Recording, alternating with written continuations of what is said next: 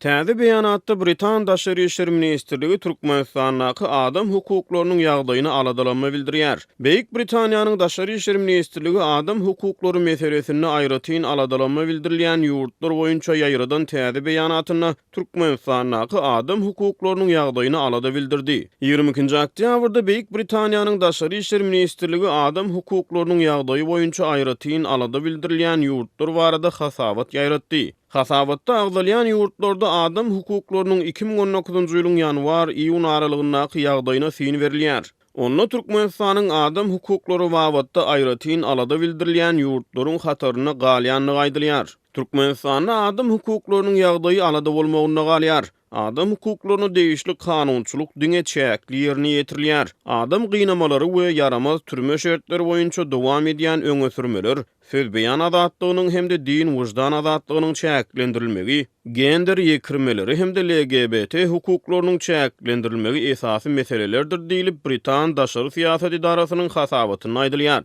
Onda Türkmenistanyň medpuat azatlygyny dünýä ýurtlarynyň arasyna alan ornuny ünsü çekilýär. Serhetsiz reportýorlaryň medpuat azatlygy boýunça hasabatyna bu ýurt iň ýyzak ornuny ýerleşdirildi diýilip beýanatda aýdylýar. Şol bir wagtyň özünde maglumatda 2018-nji ýylda geçirilen adam hukuklary boýunça ähli umumy döwürleýin fin bilen bagly Türkmenistanyň kabul eden rekomendasiýalary ýatladylýar. Olaryň heniz ujuýpsyz böleginiň berjä edilýänligi bellenilýär. 2018-nji ýylda Türkmenistanyň ähli umumy döwürleýin fin boýunça dürli rekomendasiýalary kabul etmegi ösüşe işaret etdi. Ýöne bu neçenli olaryň ýerine ýetirilýänligi bilen bagly ören ujuýpsyz suwutnama bar diýip Britan Daşary işleri ministrliginiň çap eden soňky hasabatynyň Türkmenistana bagyşlanan bölegini aýdylýar. Beýik Britaniýanyň Daşary işleri ministrliginiň adam hukuklarynyň ýagdaýy boýunça aýratyn aladalanma bildirilýän 30 ýurdun arasyna Demirgazyk Koreýa, Russiýa, Iran, Özbegistan, Türkmenistan, Venezuela we beýleki käbir Aziýa hemde Afrika ýurtlary bar.